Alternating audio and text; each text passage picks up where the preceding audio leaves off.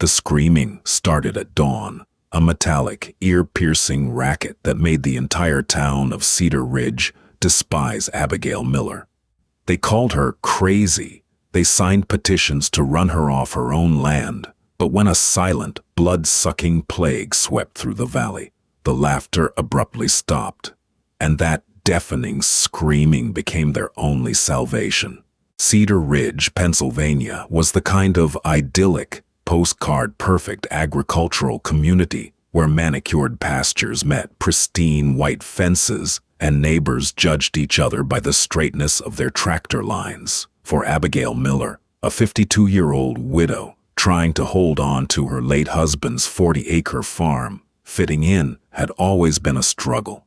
But the real trouble didn't start until the second Tuesday in April, the day she drove her battered Ford F-150 to the regional livestock auction in the next county over. Abigail had gone looking for a dozen standard laying hens. Her bank accounts were draining faster than she could patch the holes in her barn roof, and she needed a small, manageable source of income. Instead, she found herself staring at a massive, chaotic stack of wire cages in the back of the auction house. Inside were 127 helmeted guinea fowl. They were bizarre, prehistoric-looking creatures with bald, bony heads, teardrop-shaped wattles, and speckled charcoal feathers. They were also notoriously unruly. The breeder, a desperate-looking man named Dwight Higgins, was going bankrupt. The auctioneer had flatly refused to put them on the main floor, warning Dwight that if no one took them for a lump sum by noon, they would be called. Nobody wanted guinea hens. They didn't lay eggs reliably, their meat was gamey, and they possessed a temperament that could only be described as aggressively neurotic. But as Abigail looked into the cages, she didn't see nuisance birds. Oh, she saw a reflection of her own farm, discarded, undervalued, and hanging by a thread.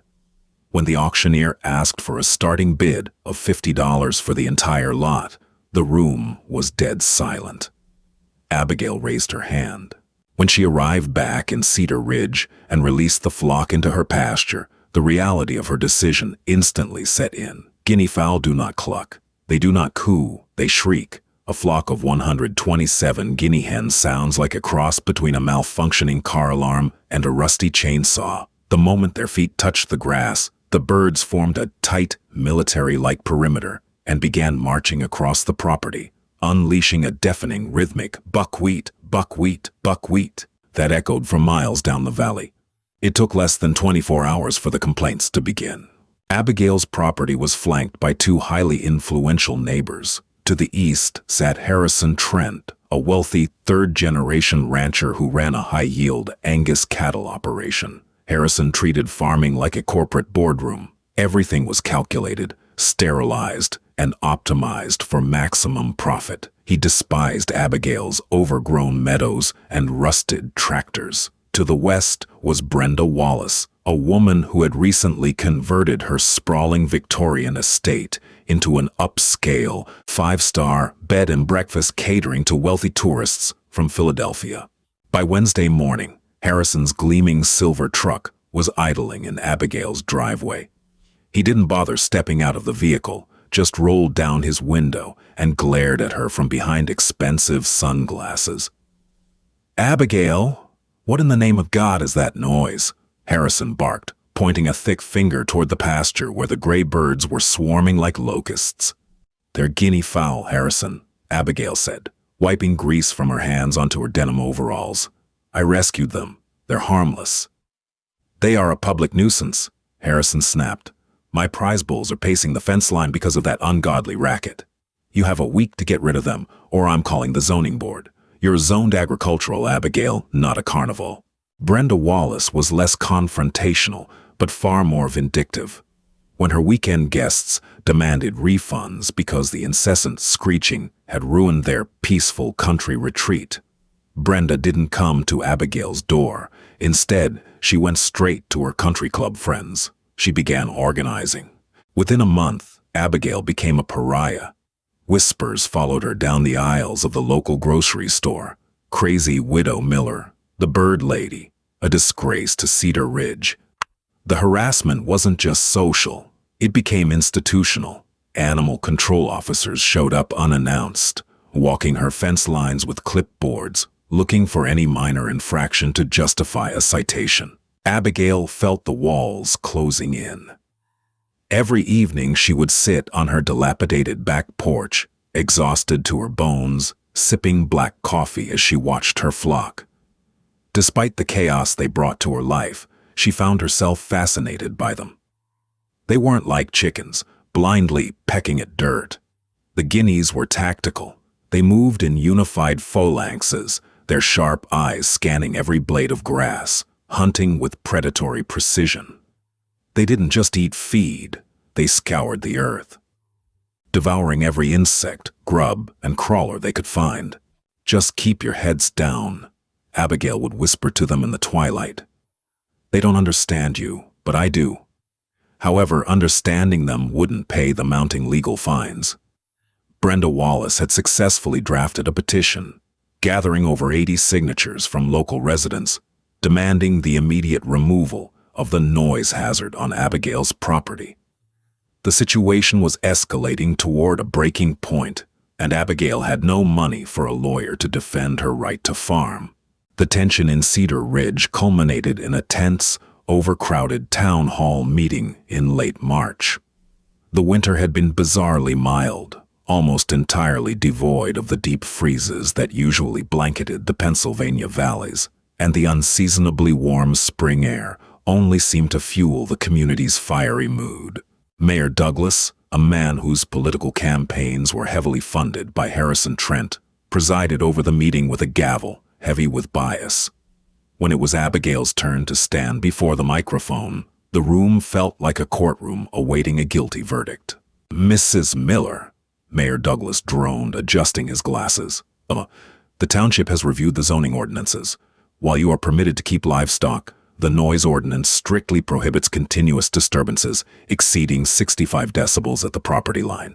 Your birds regularly peak at AHE. You are destroying the economic viability of your neighbors' businesses." "They are livestock," Abigail argued, her voice trembling but defiant. She gripped the edges of the wooden podium. "This is an agricultural community. We tolerate the smell of Harrison's manure spreaders every spring. We tolerate the noise of Brenda's guest parties late into the night. My birds are doing a job. They forage. They clean the pasture." Harrison Trent stood up from the front row, his arms crossed over his chest. "Manure is farming, Abigail. Tourists bring money. Your screaming prehistoric chickens do nothing but lower our property values. You're holding on to a dead farm, and you're dragging the rest of us down with it." The room erupted into applause. Abigail felt a hot flush of humiliation burn her cheeks. Mayor Douglas banged his gavel. "Order, Mrs. Miller, the council has reached a decision. You are hereby issued a 60-day notice to reduce your flock to a standard residential poultry limit of 15 birds. If you fail to comply by May 25th, you will face a fine of $500 per day, and the county will seize the animals." Abigail walked out of the town hall with tears stinging her eyes. $500 a day. It might as well have been $1 million. She had 60 days to choose between her farm and her birds. She spent the next few weeks in a deep depression, calling every sanctuary, farm rescue, and zoo within a 300-mile radius. No one wanted 127 adult Guinea hens.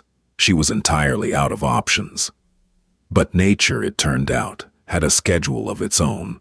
The mild winter that had brought early spring flowers to Cedar Ridge had also allowed a silent, devastating threat to survive the frost. Deep in the leaf litter, in the tall grasses, and in the dense woods bordering the pastures, millions of dormant parasites were waking up hungry. It started quietly in early May. Harrison Trent's foreman noticed it first. 3 of Harrison's prized Black Angus, breeding bulls, animals worth upwards of $20,000 each, were acting lethargic. Their coats were dull, they were dropping weight rapidly, and their gums had turned a sickly, pale yellow.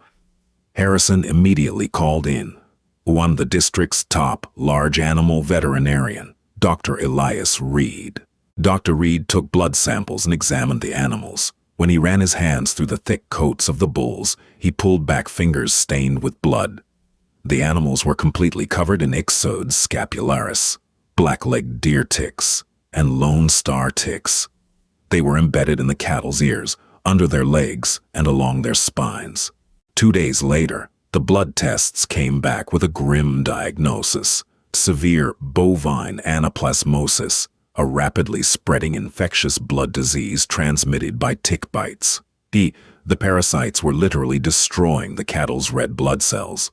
"I've never seen an infestation this thick," Dr. Reed told a horrified Harrison, holding up a glass vial crawling with the swollen arachnids. "The mild winter didn't kill off the tick population. It allowed them to multiply exponentially. Your pastures are absolutely crawling with them, Harrison. If we don't start aggressive antibiotic treatments today, you're going to lose half your herd by June." Harrison was thrown into a panic. He ordered thousands of dollars in chemical pesticides, spraying his pastures with toxic treatments that required him to quarantine his cattle in cramped feedlots, severely stressing the animals and stalling his entire operation. But the ticks didn't stop at the property line. Down the road, Brenda Wallace's bed and breakfast was turning into a horror show. A wealthy family from New York had checked in for a relaxing Mother's Day weekend. After a brief afternoon walk through Brenda's pristine, manicured walking trails, the mother was giving her 4-year-old daughter a bath when she noticed what looked like a patch of dirt behind the child's knee. When she wiped it with a washcloth, the dirt didn't come off. It was a cluster of over 30 microscopic seed ticks, deeply embedded in the child's skin. The mother's screams echoed through the Victorian house. The guests packed their bags and fled in the middle of the night. Within 48 hours, the B&B's online reputation was decimated. Reviews flooded the internet with photos of tick bites and warnings of Lyme disease and alpha-gal syndrome. Cancellations poured in so fast, Brenda's booking system crashed. She tried hiring exterminators, but they told her the truth. Her property backed up against the dense state game lands. You couldn't just spray away a biblical plague of ticks in the deep woods. Cedar Ridge was in a state of sheer panic. The local pharmacy sold out of permethrin and tweezers in a matter of hours. People stopped walking their dogs. Children were kept indoors. The picturesque farming town had become a biological hazard zone. And then there was Abigail. While her neighbors were locked in a desperate war against the invisible invaders, Abigail Miller sat on her porch, watching her 127 guinea hens. They moved in their relentless, screeching formations, their sharp beaks darting into the grass like lightning. One afternoon, Dr. Elias Reed pulled his veterinary truck into Abigail's driveway. He was exhausted, having spent the last week practically living at Harrison's farm, trying to save dying cattle. He had come to check on Abigail's 2 old barn dogs, expecting to find them infested. Abigail called the dogs over. Dr. Reed put on his gloves and ran his hands through their fur. He checked their ears. He checked their bellies. He spent 10 minutes parting the fur with a fine-toothed comb. He stood up, looking utterly bewildered. "Abigail," Dr. Reed said, taking off his gloves, "I just walked through 30 feet of your tall pasture grass to get to this porch. On Harrison's property, I'd have a dozen ticks on my boots by now. But your dogs, they don't have a single bite, and I didn't see a single tick on my walk up here." Abigail smiled, a slow, knowing expression spreading across her weathered face. She pointed her coffee mug toward the pasture, where the gray birds were sounding their metallic, shrieking battle cry. "Guinea fowl eat about 400 bugs a day, Elias," Abigail said softly, "and their absolute favorite meal in the whole world is ticks." Author's note: Parts 3 and 4 will detail the town's realization of their fatal mistake, the dramatic reversal of power, and Abigail's ultimate triumph over those who tried to destroy her. Video conclusion for end of full video. If you loved seeing Abigail turn the tables on the neighbors who tried to ruin her, make sure to hit that like button. It helps these real-life underdog stories reach more people. Have you ever had to stand your ground against a whole town? Tell us about it in the comments below. Don't forget to subscribe and ring the bell so you never miss another incredible tale of rural justice. See you in the next video.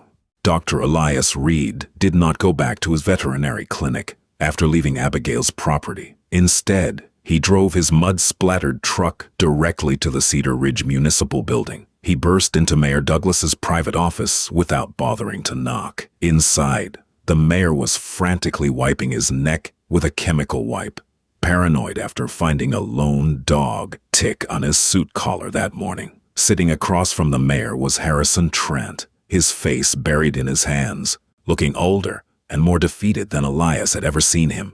"Harrison, I just came from Abigail Miller's farm," Elias said, tossing his leather medical bag onto the mayor's polished mahogany desk.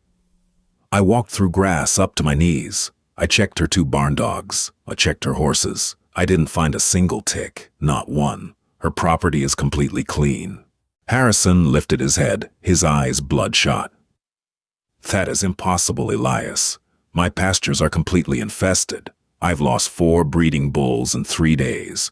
I've spent $12,000 on chemical sprays this week alone, and the parasites are simply moving from the treated grass into the barns to find the cattle.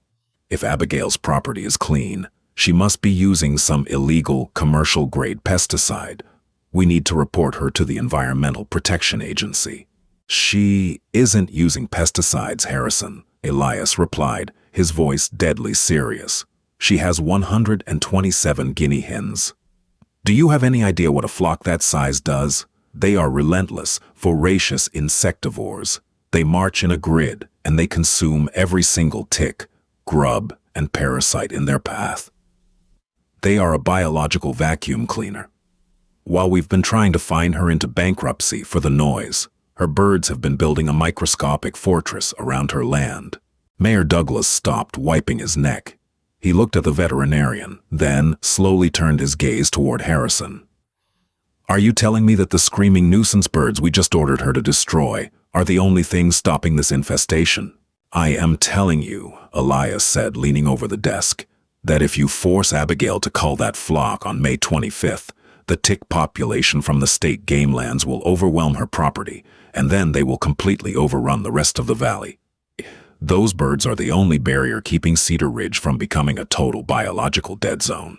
Despite the veterinarian's stark warning, arrogance is a difficult disease to cure.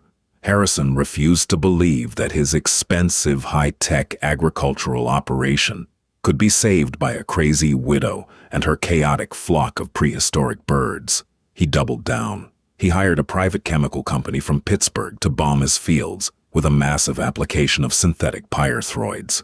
The immediate results were disastrous.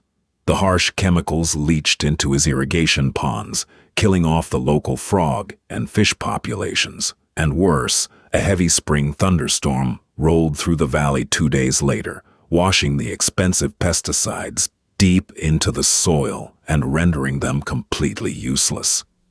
By the following Monday, the ticks were back, hungrier and more aggressive than ever. Harrison's cattle were dropping by the day. His ranch hands threatened to quit, refusing to walk into the knee-high grass where the parasites swarmed like a biblical plague. Next door, Brenda Wallace was facing complete financial ruin. Her bed and breakfast had become a ghost town. The final blow came when a high-profile attorney from Boston, who had stayed at her property the previous month, formally filed a massive lawsuit claiming he had contracted severe Lyme disease after walking on her nature trails. The local health department arrived shortly after, stapling a bright red notice to Brenda's pristine oak front door, officially shutting down her business until the infestation could be eradicated. Meanwhile, Abigail Miller sat peacefully on her porch. She had just 3 days left until the May 25th deadline. A stack of official township envelopes sat unopened on her kitchen counter, promising devastating fines and the imminent seizure of her beloved birds. She had accepted her fate. She couldn't fight the local government, and she certainly couldn't fight Harrison Trent's bank account. She spent her days walking the fence line, watching the speckled gray birds dart and weave through the lush green grass, their sharp metallic shrieks ringing out like a bittersweet symphony.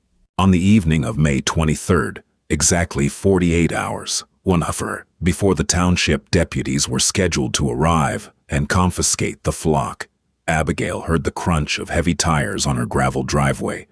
She stood up from her rocking chair and walked to the porch railing. 3 vehicles pulled up near her barn. The first was Mayor Douglas's black sedan. The second was Brenda Wallace's luxury SUV. The third was Harrison Trent's heavy-duty ranch truck. Abigail crossed her arms over her faded denim jacket. She did not walk down the steps to greet them. She waited as the 3 most powerful people in Cedar Ridge stepped out of their vehicles and walked slowly toward her porch. They did not look like the arrogant, demanding neighbors who had shouted her down at the town hall meeting. They looked exhausted, humbled, and completely desperate. Harrison stopped at the bottom of the porch steps. He took off his expensive Stetson hat, twisting the brim nervously in his thick hands. For a long moment, the only sound was the deafening, rhythmic buckwheat of the Guinea hens patrolling the western pasture. "Abigail," Harrison started, his voice cracking slightly. He cleared his throat. "Abigail, I have lost 6 bulls. The rest of my herd is sick. The chemicals aren't working. The ticks are immune, or the rain just washes the poison away. Elias says your property is entirely clean." "It is," Abigail said flatly. Brenda stepped forward, tears pooling in her eyes. Her perfectly styled hair was uncharacteristically messy. "Abigail, please. The health department shut me down.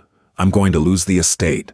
The exterminators told me they can't do anything because the woods are too dense. We were wrong. We were so horribly, completely wrong about your birds. Please, Abigail, we need your help." Mayor Douglas pulled a folded piece of paper from his suit jacket. "Mrs. Miller, I have here a signed executive order from the township. We are officially rescinding the noise ordinance citation. You are granted a permanent agricultural exemption. You can keep every single bird." He held out the paper, his hand trembling slightly. "But we need to ask you for a favor." Abigail looked at the paper, then looked at the 3 desperate faces staring up at her. A slow, deeply satisfied smile spread across her face. "A favor?" Abigail asked, her tone dripping with quiet authority. "You dragged my name through the mud. You tried to bankrupt me. You treated me like dirt because my farm wasn't as pretty as yours. And now you want a favor? I will pay you," Harrison blurted out, stepping onto the first step. "I will pay you whatever you want. Rent me the flock. Let them loose on my pastures, just for a week. I'll pay you $1,000 a day." "I'll pay you $1,500, Brenda interjected quickly, stepping in front of Harrison. "My property is smaller. They can clear it faster. Please, Abigail, send them to the B&B first." Abigail held up a hand, silencing them both. She looked out at her flock, 127 fierce, unwanted birds that had saved her land. Then she looked back at her wealthy neighbors. "The price," Abigail said, her voice ringing out clear and uncompromising, "is $2,000 a day, each payable in advance. And you are going to pay to fix my barn roof. And," she pointed a finger directly at Harrison's chest, "if I hear a single complaint about the noise they make while they are saving your $1-million operations, I will call them back to my property instantly. Do we have a deal?" Harrison and Brenda nodded furiously, practically tripping over themselves to agree. The deployment of Abigail's guinea fowl became the stuff of local legend. The next morning, Harrison Trent sent a customized padded livestock trailer to Abigail's farm. Loading 127 screeching, frantic guinea hens was absolute chaos, but Abigail guided them with the expertise of a seasoned general. When the trailer doors opened onto Harrison's worst-infested pasture, the birds poured out like a flood of gray feathers. Harrison stood by the fence line with Elias Reed and Abigail, watching in stunned silence. The guinea fowl did not scatter aimlessly. They instantly formed a tight, sweeping line, shoulder to shoulder, and began marching across the massive pasture. Their heads darted into the tall grass with terrifying speed and precision. Every click of their beaks was another swollen tick eradicated. "It's incredible," Elias whispered, watching through binoculars. "They aren't just eating the adults. They're finding the seed ticks, the nymphs. They are systematically purging the entire acre." For the next 10 days, the deafening screams of the guinea fowl echoed across Harrison's ranch. But this time, Harrison didn't complain. He sat on his porch, drinking his morning coffee, listening to the metallic shrieks with profound gratitude. To him, the chaotic noise no longer sounded like a public nuisance. It sounded like the jingle of a cash register, the sound of his livelihood being pulled back from the brink of total destruction. By the time the flock was rotated to Brenda Wallace's estate, they were seasoned veterans of the tick war. Brenda's manicured lawns and dense woodland borders were cleared in less than a week. The birds meticulously scoured the underbrush, hopping onto low branches and scratching through the decorative mulch beds. When the county health inspector returned to test the property, dragging white flannel sheets through the grass to collect parasites, he came up entirely empty. The B&B was officially cleared to reopen. The dramatic reversal of fortune changed the entire social fabric of Cedar Ridge. The town that had once mocked Abigail Miller now revered her. When she drove her battered Ford F-150 into town for groceries, people waved enthusiastically. The hardware store owner refused to let her pay for her feed, insisting it was on the house. She was no longer the crazy widow with the annoying birds. She was the woman who saved the valley. But Abigail didn't stop there. Recognizing a massive gap in the agricultural market, she took the thousands of dollars she earned from Harrison and Brenda and reinvested it. She drove back to the county auction and found Dwight Higgins, the desperate breeder who had originally sold her the flock. Dwight was shocked to see her, even more shocked when she handed him a massive check to buy 300 more birds, effectively saving his business from bankruptcy. Within a year, Abigail's farm was completely transformed. The rusted tractors were repaired. The barn featured a brand new, gleaming steel roof. She launched a fully licensed, highly lucrative business called Miller's Biological Pest Control. Instead of spraying toxic chemicals, wealthy estate owners, golf course managers, and organic cattle ranchers from across 3 different counties hired Abigail to deploy her army of screeching, tick-devouring birds. She hired 2 local teenagers to help transport the flocks in custom-built, ventilated trailers. She developed a precise rotation schedule, moving different squadrons of guinea fowl across the state, clearing properties of devastating parasites without a single drop of synthetic pesticide. The demand was so overwhelmingly high that she actually had a 6-month waiting list.